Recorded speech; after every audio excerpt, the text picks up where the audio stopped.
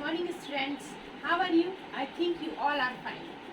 So let's continue our class students. हम सब ने पहले पढ़ा है ग्रामर का पोर्शन. ग्रामर के पोर्शन में हमने अभी तक पढ़ लिया निबंधम चैप्टर में. 2 निबंध हमने पढ़े, एक उद्यानम का और एक धेनु का. और आवेदन पत्र के सेक्शन में हमने पढ़ा है 2 आवेदन पत्र, एक सिकनेस लीव का यानी बीमारी के कारण छुट्टी के लिए आवेदन पत्र और एक स्थानांतरण आवेदन पत्र. ठीक, आज आपकी जो टेक्स्ट बुक है उसका पहला चैप्टर शुरू करते हैं हम. प्रथमा पाठा क्या है? सुभाषितानी आपकी बुक का. ठीक है, तो यहाँ देखते हैं सुभाषितानी मीन्स क्या होता है. प्रथमा पाठा यानी पहला पाठ. सुभाषितानी का होता है सु क्या है यहाँ पर? सु उपसर्ग है. भाष यहाँ पर क्या है? धातु है. और तानी क्या है?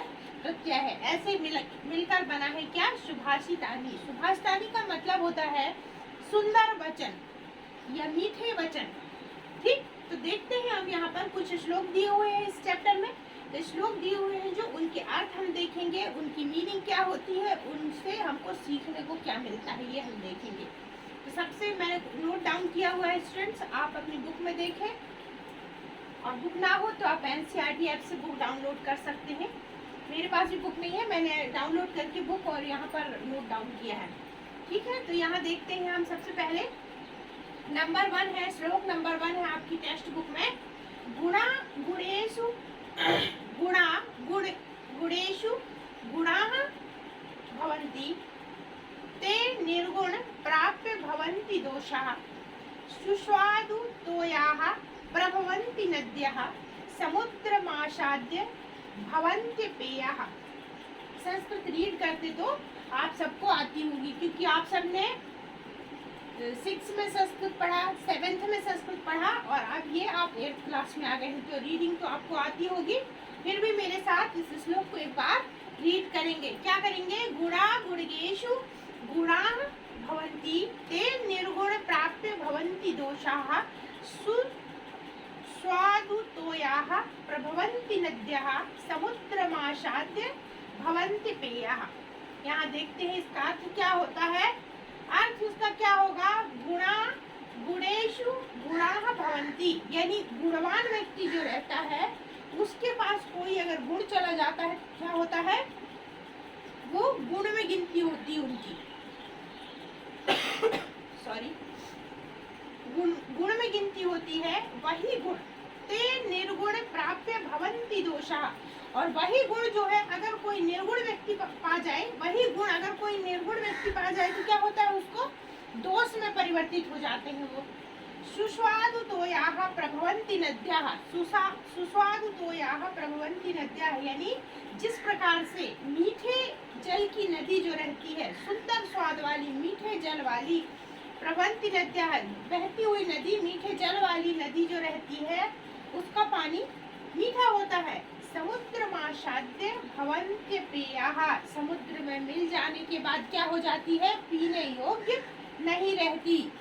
इससे ये मतलब निकलता है. इसका अर्थ देखिए, यह मैंने लिखा हुआ है अर्थ यहाँ पर क्या होगा? गुण यदि गुणवान व्यक्ति के पास है तो वे गुण होते हैं.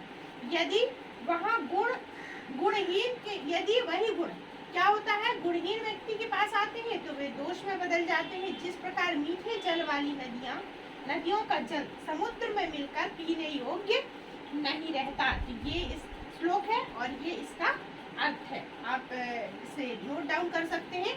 इसके बाद हमारा श्लोक नंबर 2 है. क्या है? यहाँ पर जगह की कमी होने के कारण मैंने ऐसा लिख दिया है, तो प्लीज डोंट माइंड. नंबर 2 है साहित्य संगीत कला विहीनः साक्षात् पशु पुच्छ विषाणहीनः तृणं न खाद्यनपि जीवमानः तद्भाव मेयं परमं पशूनाम. यहाँ देखेंगे क्या होगा? साहित्य संगीत कला विहीना यानी साहित्य और संगीत कला, साहित्य और संगीत कला से विहीन जो है मनुष्य कैसा होता है? साक्षात पशु पुच्छ विषाणहीन. साक्षात पशु के समान होता है. कैसा? जिसकी पूछ और विष नहीं है जिसमें. ठीक है ना? साहित्य संगीत कला विहीन साक्षात पशु पुच्छ विषाणहीन.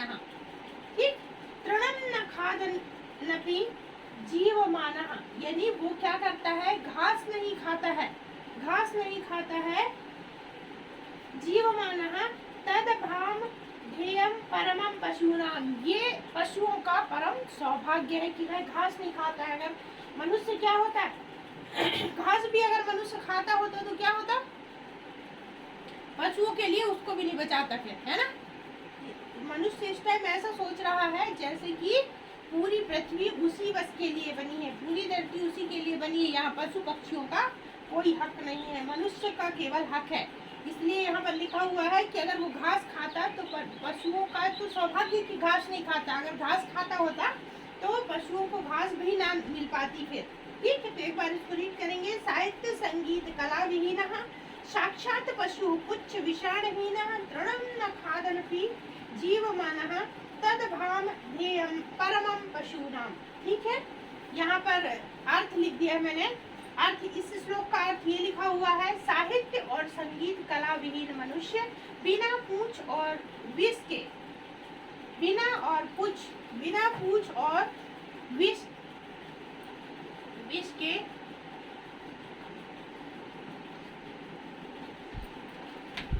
साक्षात पशु के समान है।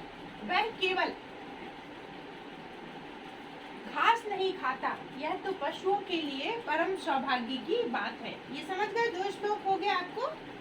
अगला तीसरा देखें श्लोक है, लुब्धस्य नश्यति यशः। यहाँ पर जगह नहीं थी, इसी लाइन का है ये, तो इसको मैंने यहाँ लिख दिया है। लुब्धस्य नश्यति यशः पिशुनस्य मैत्री नष्ट क्रियस्य कुलमर्थ परस्य धर्मः विद्याफलं व्यसनिनः कृपणस्य सौख्यम राज्यं प्रमत्त सचिवस्य नराधिपस्य।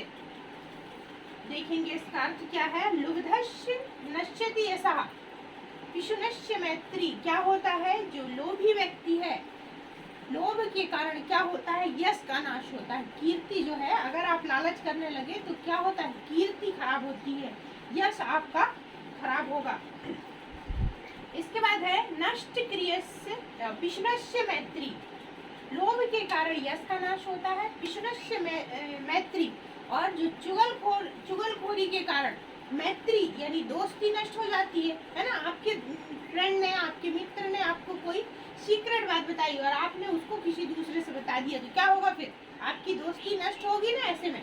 तो पिशुनस्य मैत्री यानी चुगलखोरी से दोस्ती नष्ट हो जाती है। नष्ट क्रियस्य कुलमर्थ परस्य धर्मः, और नष्ट क्रियाएं यानी बुरी आदतें करने से, नष्ट क्रियाएं, नष्ट कर्म करने से, जो वर्जित है वो कर्म करने से क्या होगा, कुल का के धर्म का नाश होगा। विद्या फलम व्यसनिनः कृपणस्य सौख्यम, और विद्या का फल जो है क्या होगा, विद्या का फल बुरी आदतों से नष्ट होता है। विद्या जो हमने अर्जित की है, अगर हमें बुरी आदतें लगी है तो उस विद्या का कोई फल नहीं मिलेगा फिर हमें। कृपणस्य सौख्यम राज्यम प्रमत्त सचिवस्य नराधिपस्य, और राज्य कंजूस, यहाँ पर है एक लाइन और बची, कृपणस्य सौख्यम, और जो क्या होगा, कंजूस व्यक्ति होगा, कंजूसी के कारण सुख का नाश होगा। कंजूस व्यक्ति होगा तो वो धन को इकट्ठा करने में लगा रहेगा लेकिन उसका उपयोग नहीं कर पाएगा। राज्य प्रमत्त सचिवस्य नराधिपस्य, क्या होगा, और राजा व मंत्री, अगर राज्य मतलब प्रमत्त सचिवस्य, राज्य के मद में प्रमत्त जो है सचिव है, यानी या फिर इसे आसान शब्दों में हम कह सकते हैं राजा और मंत्री के लापरवाह होने से क्या होगा, उस राज्य का नष्ट होना निश्चित है। एक बार और इसको रीड करेंगे। लुब्धस्य नश्यति यशः पिशुनस्य मैत्री नष्ट क्रियस्य कुलमर्थ परस्य धर्मः विद्या फलम व्यसनिनः कृपणस्य सौख्यम राज्यम प्रमत्त सचिवस्य नराधिपस्य। यहाँ देखेंगे अर्थ लिखा हुआ है, लोभ के कारण यश का नाश होता है, चुगलखोरी से दोस्ती, नष्ट कर्मों से कुल के धर्म का, बुरी आदतों से विद्या के फल का, कंजूस होने से सुख का, और राजा व मंत्री के लापरवाह होने से क्या होता है, राज्य का नाश होता है। तो ये 3 श्लोक हो गए, 1, 2 और 3 श्लोक हो गए। इसके रिमेनिंग श्लोक जो है हम अगली क्लास में पढ़ेंगे। तब तक आप एक कॉपी बनाएंगे, इसमें आपकी जो सुभाषितानी चैप्टर में अर्थ दिए हुए होंगे, बुक जो श्लोक दिए हैं उसके लास्ट में अर्थ दिए होंगे, तो उसको एक बार रीड करिएगा, उसको पढ़ेंगे, उसके बाद ये श्लोक पढ़ेंगे और इनको अर्थ को इसका नोट डाउन करेंगे। इसका स्क्रीनशॉट ले सकते हैं अगर आपको बुक नहीं है आपके पास तो, और इसे नोट डाउन कर लेंगे आप। ठीक है, तो आप एक प्रॉपर कॉपी बनाएंगे जिससे एग्जाम में आपको स्ट्रगल नहीं करना पड़ेगा। जैसे आपने ग्रामर की सेपरेट कॉपी बनाई है वैसे ही इसकी भी बना लेंगे। तो इसमें पूरा लेसन, सारे लेसन्स को हम उसका ट्रांसलेशन के सहित लिखेंगे। सो आज के लिए इतना ही। Thank you students, have a nice day.